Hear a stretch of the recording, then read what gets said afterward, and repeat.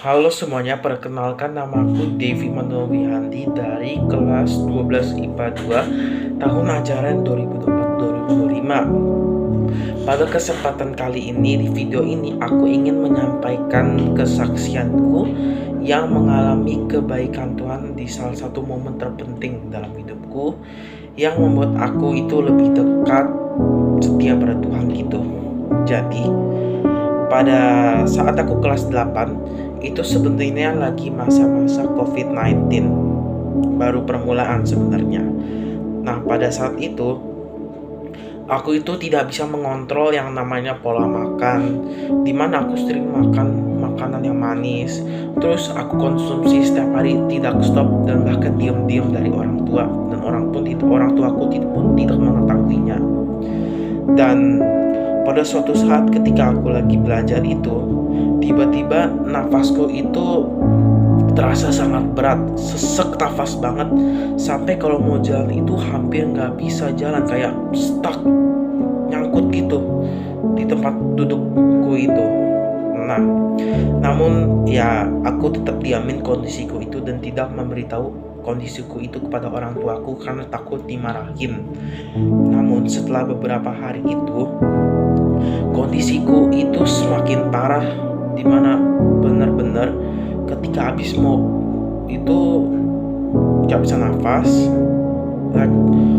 Pas dicek oksigen levelnya di bawah 90%, which is udah lumayan parah itu sebenarnya, dan itu mulai batuk-batuk juga.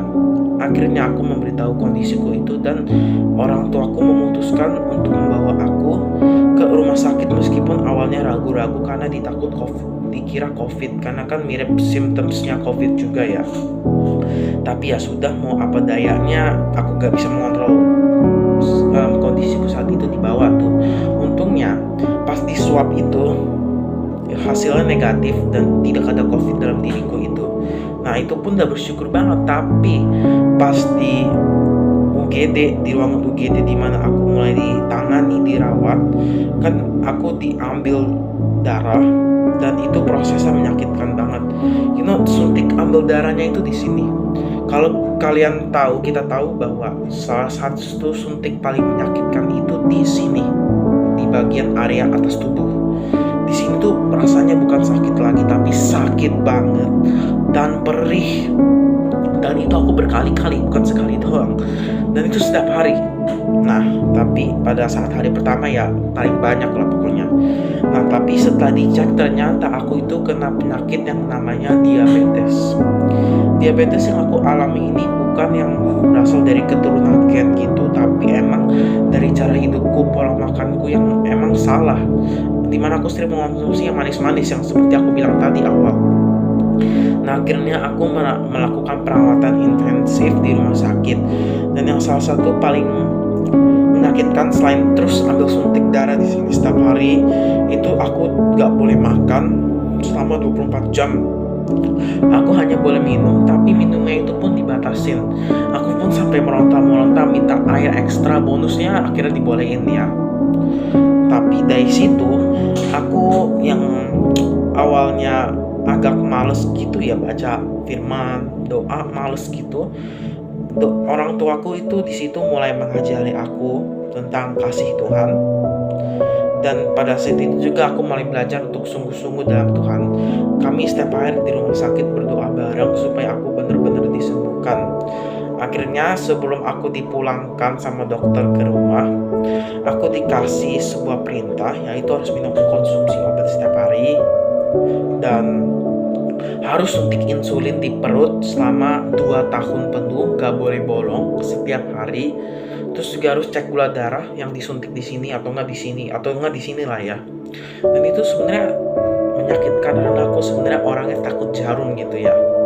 Tapi ya mau apa dayanya, emang kayak gitu harus ya supaya aku benar-benar sembuh total. Nah, selama perawatan di rumah, selama berbulan-bulan berlalu sejak aku dari rumah sakit, memang aku makan makanan yang sehat, tapi kadang aku juga tidak nafsu karena emang aku nggak suka. Tapi aku harus biasakan diri, aku memaksa diriku untuk membiasakan diri. Dan setiap hari pun aku sama orang tuaku tetap tidak henti-hentinya berdoa kepada Tuhan supaya aku memang betul-betul disembuhkan dan tidak sakit lagi itu, karena kan sesak nafas setiap hari atau nggak batuk-batuk gitu kan nggak enak banget ya. Ya akhirnya selama 1 tahun, sekitar 1 tahun gitu, aku bener aku bener-bener rasakan bahwa nafasku itu udah lega banget, udah kayak orang normal, tidak batuk-batuk lagi, jalannya normal, pola makan, pola pikirku itu semakin baik.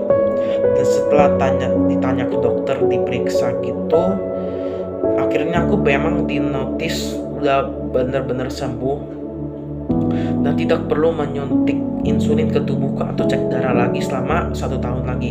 Jadi memang yang awalnya dokter bilang aku at least bisa sembuhnya itu setidaknya 2 tahun, hanya setahun aku sembuh. Nah dari situ aku bersyukur banget ya, karena setiap kali kami berdoa itu kami merasakan bahwa kami tahu bahwa tiada yang mustahil bagi Tuhan.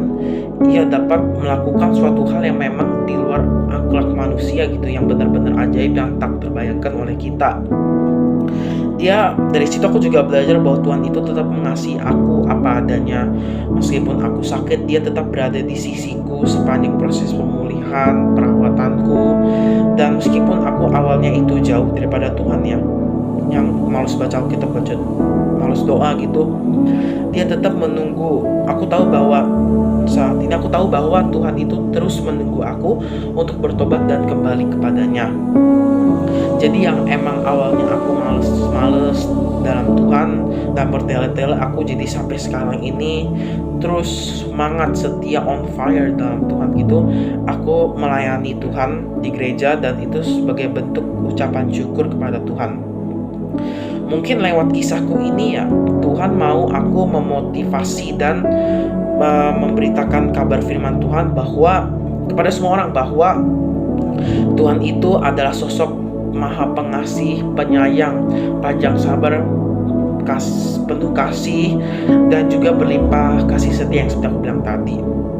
Meskipun yang kita jauh, namun Tuhan tetap menunggu kita, tetap sayang merawat kita gitu.